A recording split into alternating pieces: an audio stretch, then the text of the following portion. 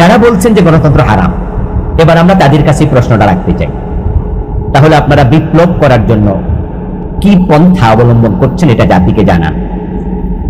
গণতন্ত্র তো বাদ, আপনাদের কাছে এটা হারাম, সে বিষয়ে আমার চিন্তা আমি একটু পরে বলছি। তাহলে গণতন্ত্র যেহেতু হারাম, আমি আপনারটা ধরে নিলাম, তাহলে বিপ্লবের জন্য আপনি কি কাজ শুরু করেছেন, কত লোক তৈরি করেছেন, কর্মপন্থা কিভাবে জাতির সামনে উপস্থাপন করেছেন, এটা আমাদেরকে জানাতে হবে যে বিপ্লবের জন্য আপনি কি কি কাজ করছেন। বিপ্লব তো বিশাল একটি ব্যাপার। এই বিপ্লবের জন্য আপনার কর্মসূচি কি, কর্মপন্থা কি, আপনি কোন দল, কোন চিন্তা একত্রিত হলেন, আপনার দলের নামটা কি? কারণ দল না দিলে, নাম না দিলে লোকজনকে একীভূত করা যায় না। এই জন্য আপনি বলবেন যে আমরা ইসলামী বিপ্লব চাই, এই পন্থায় চাই, এই দলকে সামনে নিয়ে, নামটাকে সামনে নিয়ে আমরা আগাতে চাই, এই দলের আমি অমুক সেক্রেটারি, আমাদের নেতৃত্বে বিপ্লব করতে চাই। এটা কি বাংলাদেশে যারা গণতন্ত্র হারাম বলছে তারা কেউ দিয়েছে? আমার জানা নেই। দ্বিতীয়, জেহাদ। তো বাংলাদেশে কি তলোয়ার হাতে নিয়ে আওয়ামী লীগ বিএনপির বিরুদ্ধে, জাতীয় পার্টির বিরুদ্ধে জেহাদ করা ইসলাম অনুমোদন দেবে? এটা কি জায়েজ? জেহাদ তো কাফেরের বিরুদ্ধে হবে তলোয়ার হাতে নিয়ে, মুনাফিকের বিরুদ্ধে তো রাসূলুল্লাহ সাল্লাল্লাহু আলাইহি ওয়াসাল্লাম কখনো তলোয়ার হাতে নেন নাই। অথচ আব্দুল্লাহ ইবনে উবাই হচ্ছে সবচেয়ে বড় মুনাফিক। হযরত ওমর রাদিয়াল্লাহু তাআলা আনহু তো মাঝে মাঝে বলতেন, দানি আব্দুল, আমাকে অনুমতি দিন, ছেড়ে দেন, আমি তাকে হত্যা করি। নবীজি সাল্লাল্লাহু আলাইহি ওয়াসাল্লাম তো বলছেন না, তাকে হত্যা করো না। যেখানে মুনাফিক প্রকাশ্য কাফেরের চেয়ে আরো নিকৃষ্ট, কিন্তু মুসলিম তো সেজেছে, কালেমা তো পড়েছে, নামাজেও তো যেত আব্দুল্লাহ ইবনে উবাই, মসজিদে দেরারও তো বানাইছে। মানুষ ভুল বুঝবে, তারা অপপ্রচার করবে যে নবী মুহাম্মদ সাল্লাল্লাহু আলাইহি ওয়াসাল্লাম তার দলের লোকদেরকে হত্যা করে। এই জন্য প্রিয় নবী সাল্লাল্লাহু আলাইহি ওয়াসাল্লাম মুনাফিকদেরকে হত্যার অনুমতি দেন নাই, তাদের বিরুদ্ধে জিহাদ হয়নি। তো আজকে যারা আওয়ামী লীগ তারা কালেমা পড়ে না, যারা বিএনপি তারা কি নামাজ পড়ে না, যারা জাতীয় পার্টি তারা কি রোজা রাখে না, আপনি কুফফার ফতোয়া দিতে পারবেন যে তারা সব কাফের? এই সুযোগ কি আদৌ আছে? যদি কেউ এই ফতোয়া দেয়, এই ফতোয়া কি ইসলাম এলাও করবে? এটা এলাও করবে ইসলাম? করবে না। তো তাহলে জিহাদটা কিভাবে করবেন তাদের বিরুদ্ধে, তলোয়ারটা হাতে কিভাবে নেবেন? হ্যাঁ, যদি আপনি বলেন যে নেব, তাহলে আমরা আপনাকে বলবো ঠিক আছে, তাহলে আপনি আমির নিজেকে ঘোষণা করেন যে আমরা তলোয়ার হাতে নিতে চাই, এবং একজন আমির তো লাগবে জিহাদের জন্য, আমি সেই আমির, আমার নেতৃত্বে যারা যারা তলোয়ার হাতে নিয়ে জিহাদ করতে চান ইসলাম কায়েমের জন্য, তারা তারা আমার দলে আসেন, এই হলো আমার দলের নাম। আপনি তো লুকিয়ে থাকলে হবে না, প্রকাশ করতে হবে ইসলাম যেহেতু কায়েম করবেন। আচ্ছা, বাংলাদেশে যারা গণতন্ত্র হারাম বলেন তাদের কেউ কি আজ পর্যন্ত তলোয়ার হাতে নিয়েছেন? ঠিক ওনার মতো জেহাদ করার জন্য একটা দল নাম দিয়ে, আমির ঘোষণা দিয়ে মানুষকে ডেকেছেন, এমন একজন আছে? তাহলে যারা গণতন্ত্রকে হারাম বলছে তারা বিপ্লবের জন্য কোনো কাজ শুরু করেনি, ঘোষণা দিয়ে নিজেকে আমির বলে আবার জেহাদের জন্য শুরু করেনি। তাহলে হারাম বলে তারা কি করছে? তারা এখানে ইসলামী দলগুলোকে ঠেকাচ্ছে।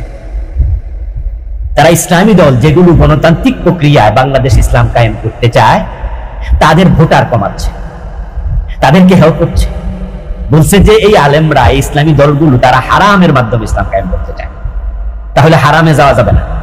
তো পন্থা তো আমার কাছে তিনটা আছে, এর বাহিরে তো চতুর্থ পন্থা আছে আমি জানি না।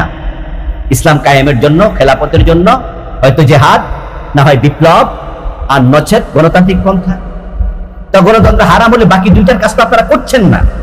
কিন্তু আপনার ফতোয়ার কারণে আগামী নির্বাচনে যদি ইসলামওয়ালা 100 জন মানুষ নিষ্ক্রিয় হয় যে আমরা গণতন্ত্র ভোট দেব না, হারাম, তাহলে 100 জনের ভোট ইসলামওয়ালারা কম পেল। এই জন্য আপনারা যারা ফতোয়াবাজি করছেন আপনারা দায়ী। বরং আমি যা বলছি এবার সেটা হচ্ছে, আমরা ইসলামকে ক্ষমতায় নেয়ার জন্য ভোটাভুটিতে যাই। গণতন্ত্র যদি আওয়ামী লীগ আর বিএনপির মতো আমরা পাশ্চাত্যের গণতন্ত্র জায়েজ বলতাম, আব্রাহাম লিঙ্কনের গণতন্ত্র জায়েজ বলতাম, তাহলে আলাদা একটা ইসলামী দল আমরা কেন করি? তাহলে আমরা তাদেরটাই ফলো করতাম। বরং আমরা ইসলামী দল এই জন্যই করছি, মেজরিটি মাস্ট বি গ্রান্টেড, এটাকে আমরা ডাস্টবিনে ছুঁড়ে ফেলতে চাই। শুধু ভোটাভুটির ক্ষেত্রে নেতৃত্ব নির্বাচনে আমরা পরামর্শ নিতে চাই। এই পরামর্শটাকে আরবিতে বলে রায়, ইংরেজিতে বলে ভোট।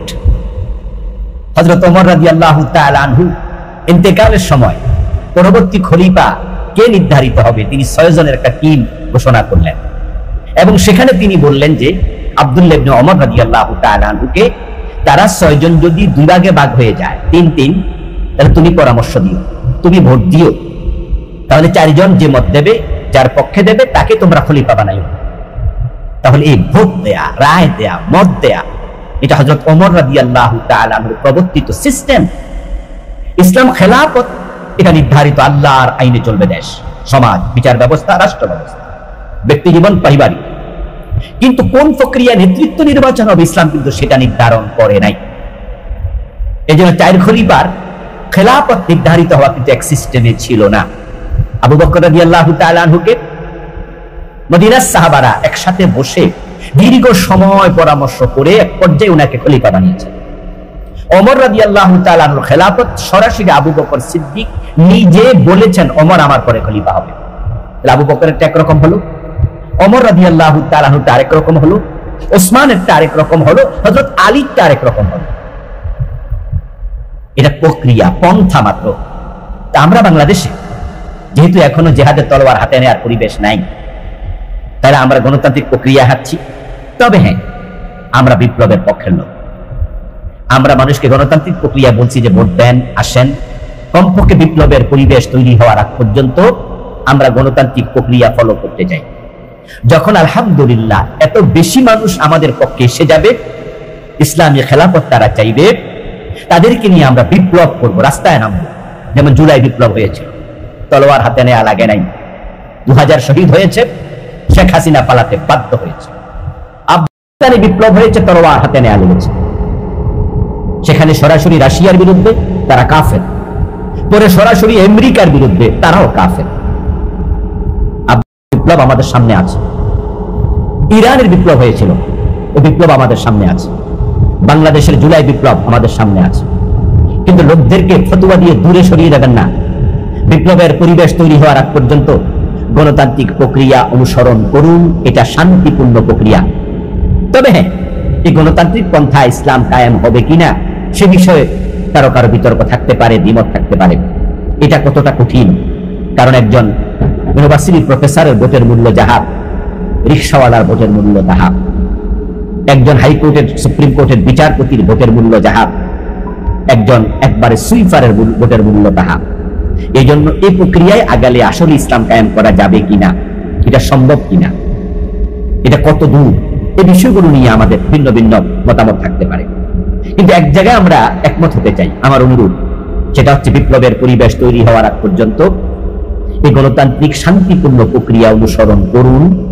আপনি ফতোয়া দিয়ে, আমরা যারা বিপ্লবের জন্য আগাচ্ছি, আপাতত গণতন্ত্রটাকে আমরা মন্দের ভালো হিসাবে গ্রহণ করেছি, আপনি ফতোয়া দিয়ে আমাদের লোকদেরকে নিরুৎসাহিত করবেন না, বিনয়ের সাথে আমি আরজ করছি। বাংলাদেশের প্রাইমারি স্কুলগুলোতে শোনা যাচ্ছে 65,000 গানের শিক্ষক নিয়োগ দেওয়া হবে। এ বিষয়ে আমার কিছু প্রস্তাবনা এবং অবজারভেশন। আমি যেটা জানাতে চাই জাতিকে, সেটা হচ্ছে 92% মুসলিম অধ্যুষিত বাংলাদেশ। এই দেশের প্রাইমারি স্কুলে আমরা কি আমাদের বাচ্চাদেরকে কেউ গান শিখাতে ভর্তি করে করাই? আমরা গান শিখতে দেই? কেন এই চিন্তা মাথায় আসলো? আওয়ামী লীগ যেটা করেনি, বিগত কোন সরকার এটা করেনি, বরং এই গান বাজনাকে বর্তমান ডক্টর ইউনূসের সরকার একাডেমিক রূপ দিতে চায়। আমাদের স্কুলগুলোতে ধর্মীয় শিক্ষক নেই। বাংলাদেশে এমন অনেক প্রাইমারি স্কুল আছে যেখানে ধর্ম শিক্ষা হিন্দু টিচারের হাত দিয়ে নিতে হয়, যে হিন্দু শিক্ষক ইসলাম ধর্মের বই পড়াচ্ছে প্রাইমারিতে, এমন একাধিক রিপোর্ট আমি নিজে পত্রিকায় দেখেছি। আমরা ইসলামপন্থী মানুষ, ইসলামকে ভালোবাসি, এদেশের অধিকাংশ মানুষ ইসলাম প্রিয়।